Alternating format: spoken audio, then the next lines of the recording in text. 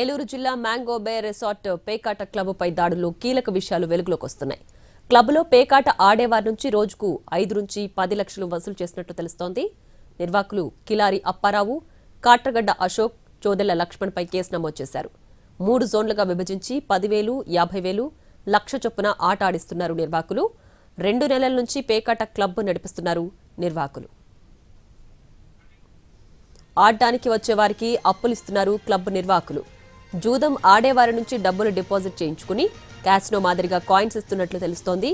పోలీసులకు పట్టుబడిన వాహనాల్లో తెలంగాణ నుంచే అత్యధికంగా వచ్చినట్లు పోలీసులు గుర్తించారు. 120 కార్లు, 50 బైక్లను స్వాధీనం చేసుకున్నారు. పేకాట రాయళ్ల నుంచి 32 లక్షల రూపాయల నగదును స్వాధీనం చేసుకున్నారు.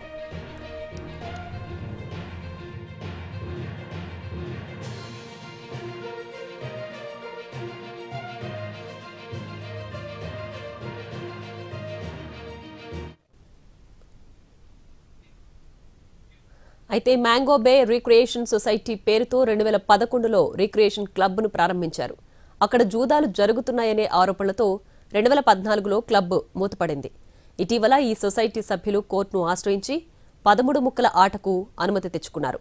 కృష్ణా, ఎన్టీఆర్, ఏలూరు జిల్లాల నుంచే కాకుండా తెలంగాణలోని పలు జిల్లాల నుంచి పెద్ద ఎత్తున జూదరులు ఖరీదైన కార్లలో ఇక్కడకు రావడం గుర్తించారు.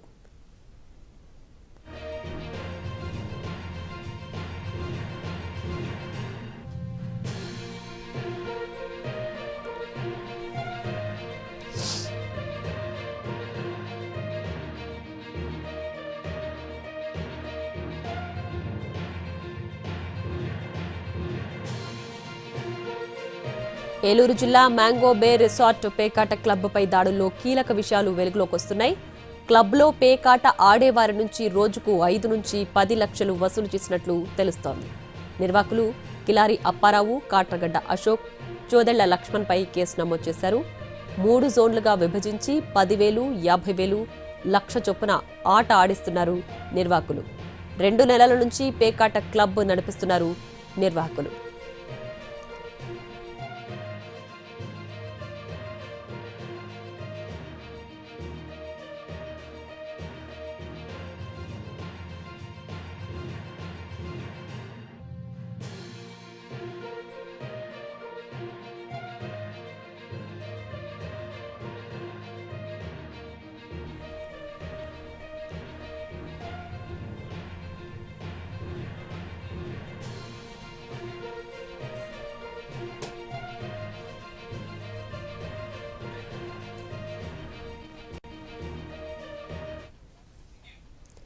ఇక ఏలూరు జిల్లాలోని మ్యాంగో బే రిసార్ట్లో నిర్వహించే జూదానికి సంబంధించి పూర్తి డీటెయిల్స్ మా ప్రతినిధి శ్రీకాంత్ లైవ్ లో అందించడానికి సిద్ధంగా ఉన్నారు. శ్రీకాంత్,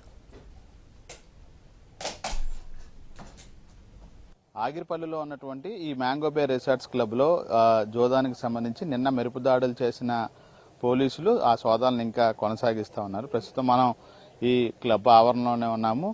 20 గంటలుగా అయితే అధికారులు సోదాలు అయితే కొనసాగిస్తూ ఉన్నారు. మొత్తం 281 మందిని పేకాట ఆడుతున్న వాళ్ళని అరెస్ట్ కూడా చేయబోతా ఉన్నారు. వీళ్ళందరూ కూడా ఏపీ, తెలంగాణ ప్రాంతానికి చెందిన వాళ్ళుగా కూడా గుర్తించారు. నిన్న 5 గంటల సమయం తర్వాత ఇక్కడికి వచ్చినటువంటి పోలీసులు ఇప్పటి వరకు కూడా సోదాలు అయితే కొనసాగిస్తూ ఉన్న పరిస్థితి.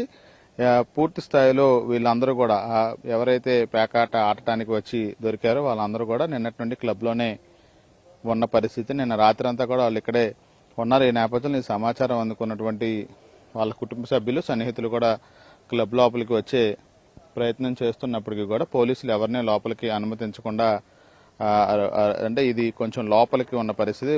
ప్రధాన రహదారి నుంచి 1 కిలోమీటర్ లోపలికి రావాల్సిన పరిస్థితి. అక్కడ గేట్ కూడా ఏర్పాటు చేసుకున్నారు నిర్వాహకులు. ఆ గేట్ దగ్గరే అందరినీ కూడా ఆపేసిన పరిస్థితి కూడా ఉంది. ఈ నేపథ్యంలో మొత్తం అరెస్టు చేసిన వాళ్ళ వివరాలతో సహా ఇవన్నీ కూడా కోర్టుకి సబ్మిట్ చేయాలి కాబట్టి పంచనామాని అధికారులు సిద్ధం చేస్తా ఉన్నారు. అందరినీ కూడా నూజివీడు కోర్టులో హాజరుపరచబోతా ఉన్నారు. వాహనాలకు సంబంధించి కూడా 150 వాహనాలు కూడా ఇక్కడికి వచ్చిన నేపథ్యంలో ఈ 2 వీలర్స్ ఒక 50 కూడా ఉన్నాయి. మొత్తం 200 వరకు వాహనాలు కూడా ఉన్న నేపథ్యంలో వీటన్నిటిని కూడా కోర్టు ప్రొసీడింగ్స్ ఆధారంగానే వాళ్ళకి తిరిగి అప్పగించబోతా ఉన్నారు. 32 లక్షల రూపాయల నగదుతో పాటు డబ్బులు డిపాజిట్ చేస్తే ఇచ్చే కాయిన్స్ ఏదైతే ఉన్నాయో వాటన్నిటినీ కూడా ఇప్పటికే అధికారులు సీజ్ చేసిన నేపథ్యంలో మొత్తం ఈ వ్యవహారానికి సంబంధించి కూడా జిల్లా ఎస్పీ పర్యవేక్షణలో డిఎస్పీ ఈ పంచనామా కార్యక్రమాన్ని నిర్వహిస్తా ఉన్నారు. ఒకవైపున ఈ పంచనామా కొనసాగుతూ ఉంది, మరోవైపున నిర్వాహకులకు సంబంధించిన కొందరు దీన్ని ఇక్కడ ఎవరైతే పట్టుబడ్డారో వాళ్ళందరూ రాజకీయ పలుకుబడితో కొంతమందితో చెప్పించుకొని బయటికి వెళ్లే ప్రయత్నాలు చేస్తున్నప్పుడు కూడా అవి అక్కడ కూడా ప్రస్తుతం దానికి సంబంధించి అయితే ఎక్కడ ముందుకెళ్లే పరిస్థితి కనపట్లేదు. అందరికీ సంబంధించి వివరాలు ఇప్పటికే సేకరించిన నేపథ్యంలో వీళ్ళందరినీ కోర్టులో హాజరుపరచబోతా ఉన్నారు. అదేవిధంగా స్టేషన్ బెయిలే ఇచ్చేటప్పటికి కూడా పెద్ద ఎత్తున నగదు కూడా దొరికిన నేపథ్యంలో దీని మీద కోర్టులో వీళ్ళందరినీ హాజరుపరచబోతా ఉన్నారు. సాయంత్రం 5 గంటల సమయానికి ఈ క్లబ్ నుంచి వీళ్ళందరినీ కూడా కోర్టులో హాజరుపరిచే అవకాశాలు ఉన్నట్టుగా మనకి స్పష్టంగా తెలుస్తా ఉంది.